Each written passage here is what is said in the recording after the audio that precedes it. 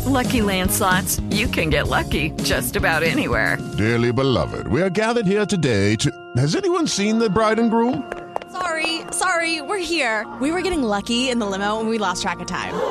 No, Lucky Land Casino, with cash prizes that add up quicker than a guest registry. In that case, I pronounce you lucky. Play for free at LuckyLandSlots.com. Daily bonuses are waiting. No purchase necessary. Void where prohibited by law. 18+. Terms and conditions apply. See website for details. Hello there. Welcome. It is Eric Erickson here. All across America. The phone number is 877-973-7425. I would like to begin by playing you a piece of audio. It is from Chris Christie on This Week with George Stephanopoulos. You're doing your best, but when 64% of your own party says a year and a half into your presidency, thanks but no thanks, that does reflect, I agree with you, the frustrations of Democrats, some because they don't think he's done enough, and some because they think he's done too much. And so you've got kind of the Manchin wing of the party, the more moderate wing of the party who's saying, you know, slow down here, look at this inflation, look at the kitchen table issues that the Democrats are losing on right now. And then you've got the progressive wing of the party who says, we need to do more, and you've blown these opportunities. Joe Biden is in no man's land. He can't keep the moderates happy. He can't keep the progressives happy. And that's an awful place to be as an office holder when you don't have anybody. And the last thing I'd say to you, John, quickly, is that for Democrats, they would love to make 2022 about Donald Trump. They would love to. But it's not about Donald Trump. It's about inflation. It's about gas prices. It's about crime in the streets. If you're in New York or Washington or Boston or Chicago or Los Angeles, San Francisco, it's about crime, and Democrats are not doing well on those issues. They're not. That's the ultimate bottom line here. Democrats really did think, and some of them still do actually think, that there's an abortion bounce in the polling. And to the extent there was, it is fading away. So let me give you the generic ballot number. The generic ballot number, the GOP has rebounded. They're up 2.5. But, here's the new Democrat conspiracy. The Trafalgar Group is a Republican-leaning group, and it has R plus 8. Rasmussen is Rasmussen. They've got R plus 10. They do lean to the right. Emerson has R plus 1. Economist YouGov has Dems plus 3. Political Morning Consult, Dems plus 4. Quinnipiac, Dems plus 1. Fox has Republicans up 3. CNBC, Republicans up 2. New York Times has Republicans up 1. So you've got 3 polls that have the Democrats bouncing. And you got 6 polls that have the GOP up. What the Democrats are now saying, oh, but Trafalgar and Rasmussen are Republican. They're rigging it. They're rigging it. They're going to rig it. But you got the battleground poll. The battleground poll has the GOP closer to up 8. The battleground poll is of the swing states, or the swing districts, the 56 swing districts. But what does the data actually suggest? Right now in the Senate, there's a 50-50 chance, GOP and Republicans, GOP or Democrats rather, 50-50 chance. Now why? Because to the extent that voters are going with Donald Trump's candidates, he's got some clunkers. Herschel Walker in Georgia is not a good candidate. And there is a growing consensus among Republicans he's going to lose.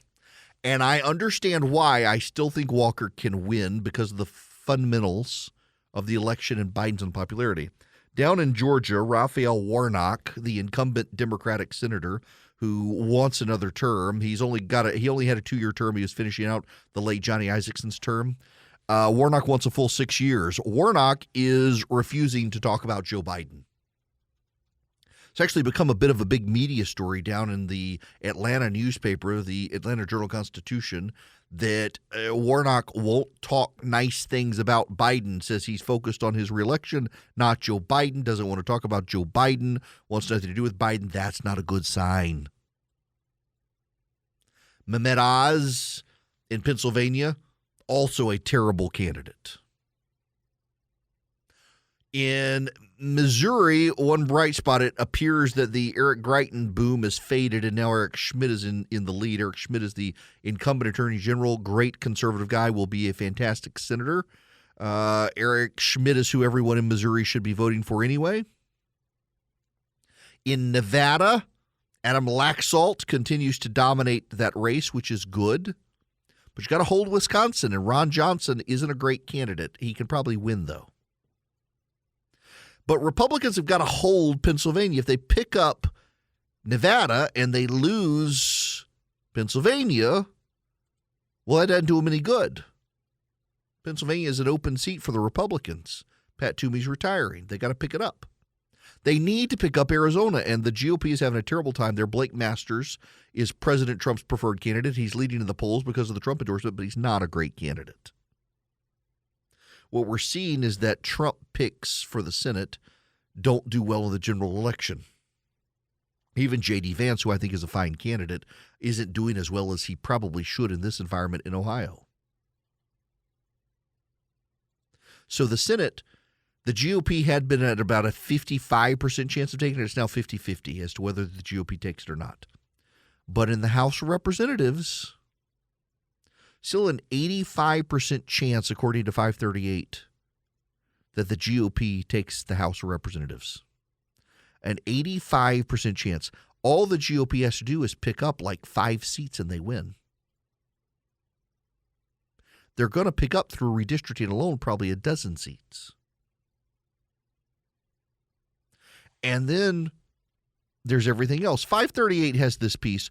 What would losing big in the midterms mean for Biden? Well, one of the things it would mean is that Joe Biden would finally have a bad guy to run against. This is one of the hardest things for people to really understand. Yes, the party that controls the White House historically does poorly in the midterms. Historically, the party that controls the White House does poorly in the midterms. That's a statement of fact, and it doesn't matter whether it's a Republican or a Democrat. It's a statement of fact. The Democrats are trying to claim they have a fighting chance because they're trying to tie everything to Trump and January 6th. I mean, I see Brian Stelter from CNN out there saying, it was a must-rated TV show, the summer sweep season, and it's persuading people. It's not really persuading a lot of people. It's persuading people about Trump, not about the GOP. The Democrats really wanted it to persuade people that the Republicans were bad. Had it really worked that way? What it's done is impacted Donald Trump. It hasn't impacted the GOP. Well, there's all this other data out there, too. There's a lot of static, there's a lot of noise, but there's a lot of data. And here's what I come away with in looking at the data. The GOP is going to take back the House of Representatives as long as Republicans show up and vote. By the way, in Georgia, Stacey Abrams is toast. Stacey Abrams is toast. I was talking to a top Democratic operative over the weekend, and he said you're going to see them have a fight, and the reason you're going to see the Democrats fight in Georgia is to save Warnock, but it's all about Warnock at this point. The Democrats have a slate of candidates, and the Democrats' own polling shows that there are a lot of independents who are going to vote for Raphael Warnock over Herschel Walker, and then they're going to vote straight Republican. They're going to vote Republican for governor, for lieutenant governor, for attorney general, for secretary of state. They're going to vote straight Republican. The Democrats really thought This is how the Democrats in Georgia and nationally looked at Republicans. They saw Donald Trump around the country handpick candidates who were stolen election conspiracy theorists who would fight for Donald Trump's grievances. And Trump made his giant stand in Georgia. He picked Herschel Walker. But let's be honest here, Herschel Walker is Herschel Walker. He's the beloved football hero of Georgia. He didn't need Donald Trump except to get him in the race. Once he got in the race, it's all Herschel. Herschel's going to win that Republican primary, not because of Donald Trump's endorsement, but because of Herschel Walker. But he's got Burt Jones, who's running for lieutenant governor, who, by the way, was under investigation in Fulton County, Georgia, for that elector thing where he was going to be one of the supposed electors for the Electoral College if the Republicans were able to do a different slate. And a judge has told the Fulton County DA she can't investigate him anymore. She can't be the one to prosecute him. Why? Because she's holding a fundraiser for his opponent. Yes. Pay attention to that. Those of you nationally, you're not going to hear this in the national news. That prosecutor in Georgia who is investigating Donald Trump is holding fundraisers for Democratic politicians for the state of Georgia. No bias there. No. She got Burt Jones. Trump, he got that guy, but Burt Jones's family are billionaires. Literally, they're billionaires. He was going to win anyway. But then Brad Raffensperger won. The Democrats convinced themselves nationally that they could take the Secretary of State's spot in Georgia because Georgia, there's no way those Republicans would return Brad Raffensperger to the Secretary of State's office. So they got this woman called Bee Nguyen. She's a progressive legislator from Atlanta. She's running for Secretary of State on defending and preserving democracy. She really thought that Brad Raffensperger, the Secretary of State in Georgia, was going down in the primary. Her entire campaign thematically has been about defending democracy. No one defended democracy better in Georgia than Brad Raffensperger. And now she's going to be like, well, we can't have Brad Raffensperger because we got to defend democracy. How do you make that argument given who he is and what he did? And Trump hates him. You got the Attorney General in Georgia. The Democrats put up this woman named Jen Jordan. She's a pro-abortion. She's basically Georgia's abortion Barbie. That's all she cares about is killing kids. She really doesn't have a big agenda other than abortion. She actually said, as Attorney General, she will not do her job. She will not enforce laws she disagrees with. That's not what she's supposed to do as Attorney General, but she's literally saying, if there's a law I don't like, I'm not going to enforce it. She's not going to win.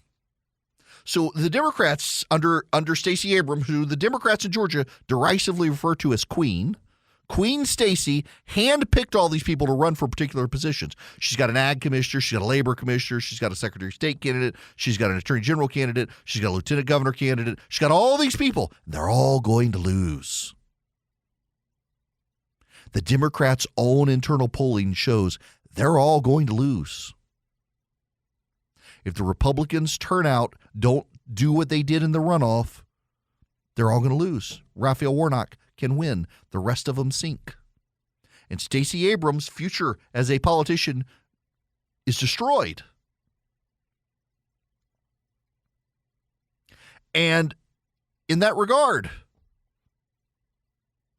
the fallout for the Democrats nationally, and this is why I spend this time on this segment right here for so many of you who you're listening in Orlando or Springfield, Illinois. You're listening in North Carolina. You're listening in, well, we just picked up Cookeville, Tennessee. You're listening all over, and you're like, why, Erickson? We don't care. We don't live there. This is why you must care. Because the statewide candidates in Georgia that Stacey Abrams hand-selected and curated and built up to win, they're all going to lose. And that's the farm team for the Democratic Party nationally. Stacey Abrams wasn't just picking candidates to win in Georgia. She was picking the next generation of viable national Democratic candidates. She hand-selected them. And they're all going to lose. The Democrats' biggest problem is they don't have a farm team. They don't have good candidates who have a lot of experience running and winning at the state and local level in most of the country. And yet again, they're going to have another setback, this time because of Stacey Abrams. And the Democrats, there will be hell to pay for Stacey Abrams after this election. Broadcasting from my flagship station, WSB, and spread around the world via satellite, I happen to be Eric Erickson, and this hour of my program is brought to you by First Liberty Building and Loan. If you're in charge of the finances of a business and you need loans, $750,000 or more for that business to grow the business, reach out to First Liberty. They might be able to help you nationwide. They can help you. FirstLibertyGA.com. FirstLibertyGA.com is their website. You can get their contact info. Tell them I sent you. I am going to go to the phones to Keith. You are going to be up next. Welcome. Hi, Keith. Did you mean Mickey? Is it Mickey? Yep, I'm sorry. My call screener. I will properly flog him after you're off the air. He's a good guy. I've spoken with him a few times. Well, his kids are projectile vomiting, so he's a little distracted. Okay, well, anyway, I wanted to say, I pretty much agree with you word for word about Herschel Walker, and I wish that wasn't the case. I think he's a horrible candidate, and I think Trump kind of screwed us on that one. But he can win. I don't know. But I'm not sure he can. But here's the thing. Who else do we have in Georgia that could have legitimately been the candidate that is going to excite people? I think our Republican bench for, supposedly red states is paper thin. I mean, short of bringing Newt Gingrich back, I don't know who else it could have been. No, Doug Collins didn't run. Casey Cagle didn't run. I disagree with you on that one because I look at the people who did run, and my sense of the underlying dynamics of those independents who are backing Warnock is they wanted an alternative. So had the GOP just provided someone other than Walker, they would have leaned that person's way. So I think even though Latham Sadler had very low name ID and Gary Black, the ag commissioner, had already run statewide and won repeatedly.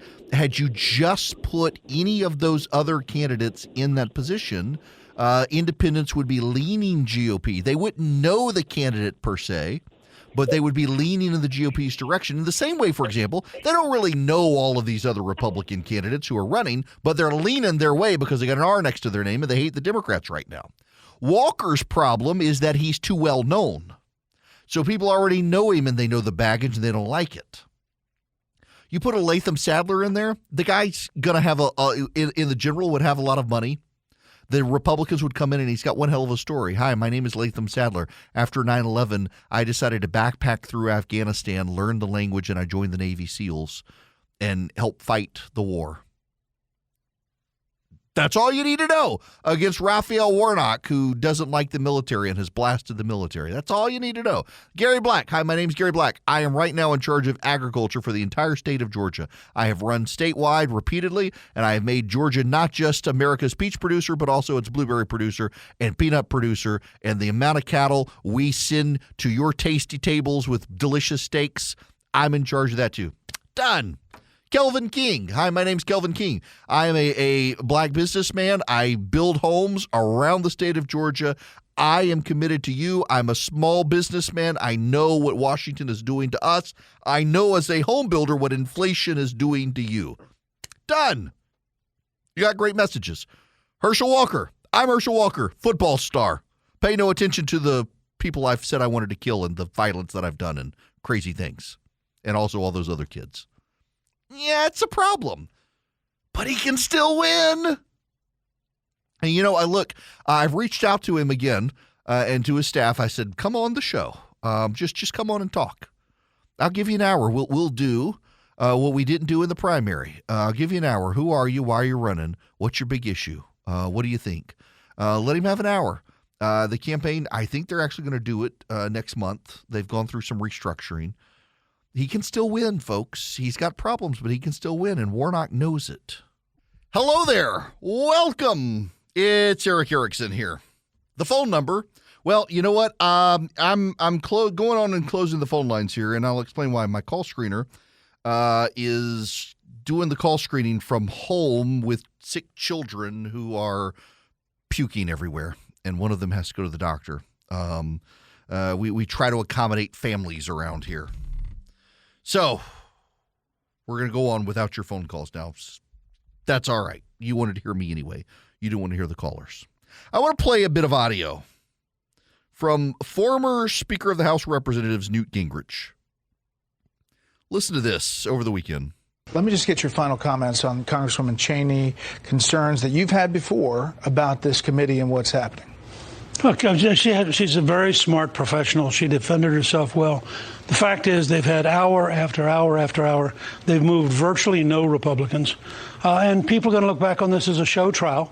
And I think what historians are going to say is, after all the attacks on Trump, starting with the Russia lies in 2016, after all these attacks, there's a huge number of Americans who are so sick of the elites and think they are so corrupt that they prefer Donald Trump, with whatever the challenges, to what they're being fed by the national establishment. I think people should really pay attention, not to Trump, but to the millions and millions of people who deeply hate what they see as a corrupt national city, and they see this particular game, this show trial, as just more corruption. He's not wrong. He's not wrong. I use that as a segue to talk about something a little bit out of the box, but there's actually a research study the Associated Press is heralding, and you got members of the media are just gobsmacked by it. They can't fathom it. Compared to 99.9% of you,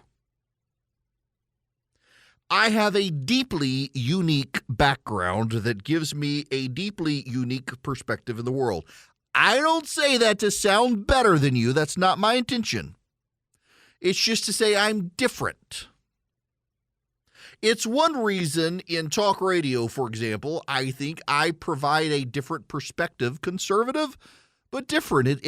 I don't talk about the same stuff other people in talk radio talk about a lot because I have a different background and perspective. And when I do talk about the same topics, I tend to talk about them in a different way. Not necessarily landing on them differently, but talking about them in a different way. But it goes to this. I did not grow up in this country. When I was 5 years old, we moved to Dubai. I grew up in Dubai. I have still, at the age of 47 now, been to more countries than states. I have been around the world. Every few months when we lived in Dubai, we had to leave the country for a week while our visa got renewed. My dad's company would tell us, you pick where you want to go, and we'll cover the cost. And away we went. I have been to countries some of you have never heard of. Been to countries that don't exist anymore. I've been all over the world. My oldest sister went to boarding school for a time outside of London. When I was a kid, I met the actual, factual, real Obi-Wan Kenobi in his garden outside of London. And I talked to him about the bridge over the River Kwai because he despised Star Wars. And I, as a kid, loved the bridge over the River Kwai. It's still one of my favorite movies. If you've never seen it, my gosh, it's a blow up the damn bridge. It's wonderful. I've been to Sweden. I've been to the Netherlands. I've been to Belgium. I've been to France. I've been to Switzerland. I've been to Austria. I crash landed in Austria on a 747. I've been to Italy. I've been to Greece. I've been to Spain. I've been all over the world. I've been to the Czech Republic. I've been to Turkey. I've been to Syria. I've been to Jordan. I've been to Kuwait. I've been to Egypt. I've been to Oman. I've been to Saudi Arabia. I've been to Pakistan. I've been to India. I've been to Malaysia. I've been to Thailand. I've been to Hong Kong. I've been all over the world. And it showed me, it gave me an appreciation and perspective for how the United States must be the leader of the free world. It gave me a renewed love for my country because I have been to all the others, and none of them provide the profound opportunities for all people of all backgrounds that our country does. This is why no one is walking across Central and South America to get to Canada. They want to come here. They don't want to go through us to get to them. We would gladly let them, undoubtedly, but they don't want to go to Canada. They want to come here. The Canadians want to come here. Everybody wants to come here. The land of the free and the home of the brave. In Iran, in Egypt, in Tunisia, in Malaysia, in Indonesia, in Vietnam, in China, in Hong Kong, in Korea, when there are fights that break out over democracy and freedom, what do they fly? What do the oppressed peoples of the world fly? Old Glory itself. They fly our flag. They don't fly the Union Jack from Great Britain. They don't fly the Canadian flag. They fly Old Glory. The Stars and Stripes. They fly our flag. They sing our anthem in the streets. The protesters of Iran in the spring of 2009 marched in the streets of Tehran carrying our flag, murmuring as they walked down the streets. Oh, say, can you see? You don't want to hear me sing. By the dawn's early light. They did that in Tehran. They did it in Hong Kong. They did it there. They were gunned down. The last words on their lips. Oh, say does the star-spangled banner yet wave over the land of the free and the home of the brave. They weren't just flying our flag, they were singing our anthem. There are a lot of people in this country who don't like this country, and they are anomalous in the world because the world yearns for the shining city on a hill that calls all to a better life with their own hard work. It's the white progressive of the United States who doesn't believe it's possible. The rest of the world, including those who have already come here, they believe it. They know it.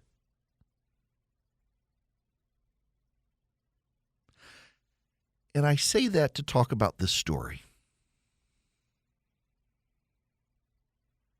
This is from the Associated Press. Growing up in mid-sized Virginia Beach, Andrew Waltholtz wanted to live in a big city, so he moved to the District of Columbia for college. After 4 years in the comparatively expensive city, he realized he wanted a place to live that was more affordable. Waltholtz, 35, found a happy compromise in St. Louis, whose Midwestern affordability and opportunities to build his career in corporate compliance had the added bonus that his sister and brother-in-law lived there. Now living 940 miles away from Virginia Beach, Waltholtz is in a distinct minority among others who reached adulthood in the 21st century in that he resides a half continent away from where he grew up, according to a new study by U.S. Census Bureau and Harvard University researchers released Monday. The study found that by age 26, more than 2/3 of young adults in the United States lived in the same area where they grew up. 80% had moved less than 100 miles away, and 90% resided less than 500 miles away.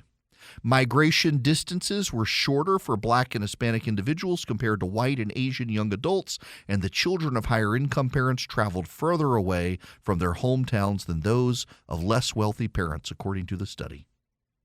For many individuals, the radius of economic opportunity is quite narrow, said the report. My family moved halfway around the world. Literally halfway around the world. There for a time was a direct flight on Delta Airlines in the past few years after the invention of the 777, Boeing 777 aircraft, the greatest airplane ever invented. could fly from Atlanta to Dubai nonstop. You get off the plane and drop dead of blood clots. When I was a kid from rural Louisiana, we'd drive to Baton Rouge and then hop a plane, usually to Atlanta, but sometimes to Dallas or Houston. And we'd get on either a DC-10 or a TriStar or usually a 747, and we would fly to London or Amsterdam or Brussels or Paris and occasionally to Frankfurt in Germany, usually Amsterdam or London. And then we'd get on another plane. We'd wait in the airport for a number of hours, and we'd get on another plane, and we would fly to Dubai. And we'd do it all again in the beginning of the summer. Before it got too hot in Dubai, we'd come home for the summer. And while we were in Dubai, we would hop planes, and we would go to Malaysia and China and India and Europe, all over. And when I grew up, I lived in rural Louisiana, where we moved back to. I graduated from public high school in a rural part of the state, and I packed my bag, and I moved over 700 miles away to go to college, and I stayed. I am an anomaly.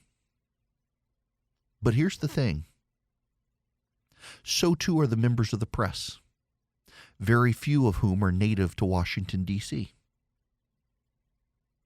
I try to be empathetic.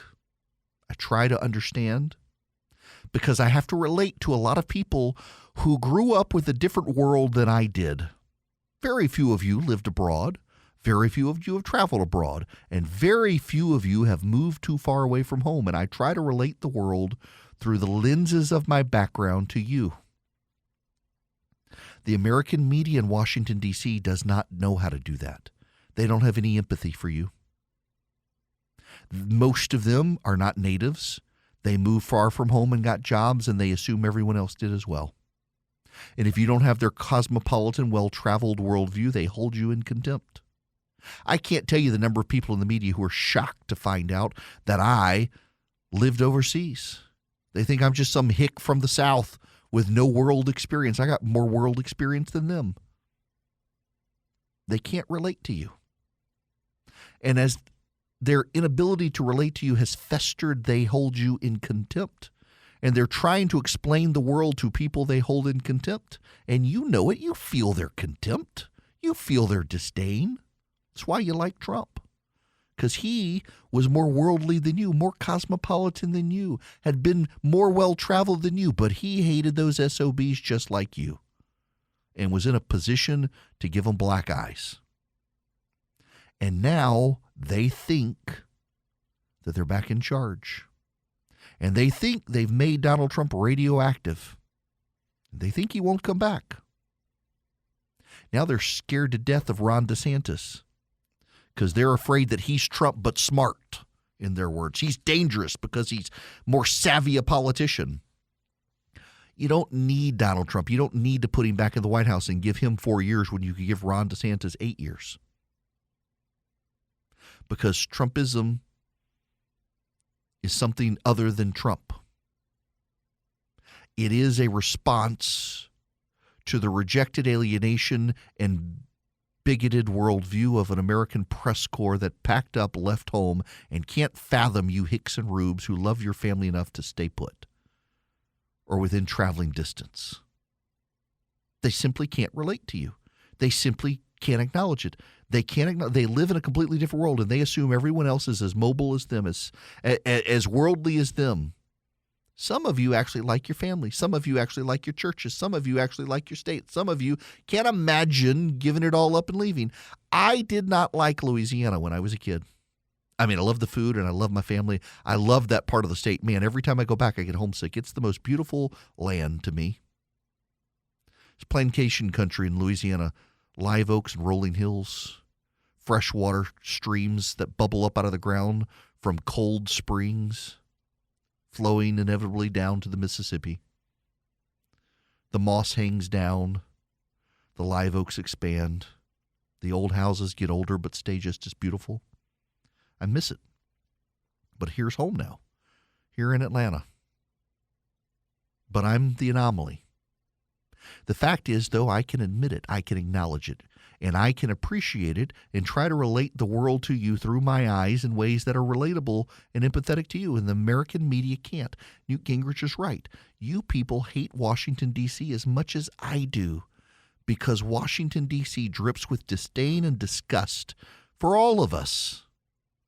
And get surprised, I can't tell you the number of times I've gone into meetings like, oh my gosh, you grew up overseas. I would have no idea. Why? Because I sound like I'm from the South. You can't imagine that I would have grown up and been to more countries than you. Oh my gosh, it happens every time. And these are the people who want to tell us what is right in the world. They can't even tell us what a woman is. The Eden Pure thunderstorm, I got to tell you about it now. Y'all, listen, I'm going to be honest with you because I get these emails all the time. I don't use the Eden Pure as a regular air purifier in my house. I don't. The reason that I don't is because what I have found it does the absolute best at, and what I use it for all the time, is it eliminates odors. We don't need an air purifier in our house. We have a great filtration system in our house already. But what we don't have is something that eliminates odors, particularly in the kitchen where we don't have an exhaust fan. And the Eden Pure works so well at it, I actually keep one in my suitcase and I travel with it. Because if I'm in a rental car and it stinks, if it's got pet or smoke odors in it, I can plug up the Eden Pure, use a USB cord, or use the cigarette lighter or what have you, and it works. It just wipes out the odors. I can plug it up directly into the wall in a hotel room, and it's no inconvenience to carry it. I can hold it in my hand. It's slightly bigger than my hand. I can plug it directly into the wall if I need to. And you turn it on, you leave it a little bit, it just wipes out the odors. It also does, though, get rid of the mildew and the mold and the dust and the pollen. If I'm in a hotel, like an old building, I'll leave it running. And it gets rid of the pollen and the mildew and the musty odors and the dust, and I just wipe it out because it's filterless. It works so well. You can get 3 of them for less than $200 right now at EdenPureDeals.com.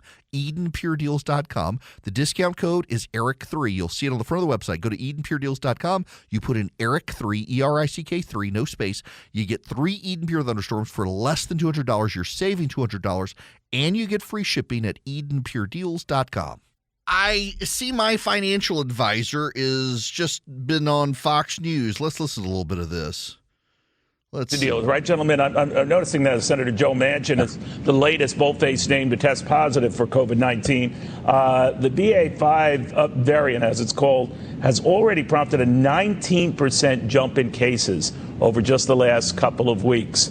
China's having rolling. All right. Where do we have? Go out and spend. And this is why I think it's nonsense, this term of shallow or technical recession.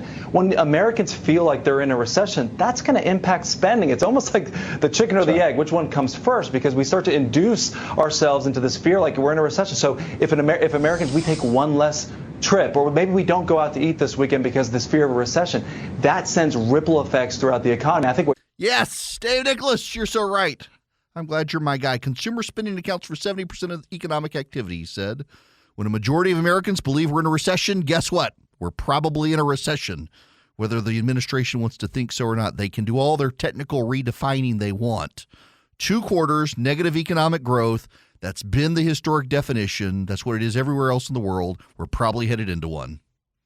Hey guys, it is Ryan. I'm not sure if you know this about me, but I'm a bit of a fun fanatic when I can. I like to work, but I like fun too. It's a thing. And now the truth is out there. I can tell you about my favorite place to have fun. Chumba Casino. They have hundreds of social casino style games to choose from with new games released each week. You can play for free anytime, anywhere. And each day brings a new chance to collect daily bonuses. So join me in the fun. Sign up now at ChumbaCasino.com. No purchase necessary. VGW Group. Void where prohibited by law. See terms and conditions. 18+.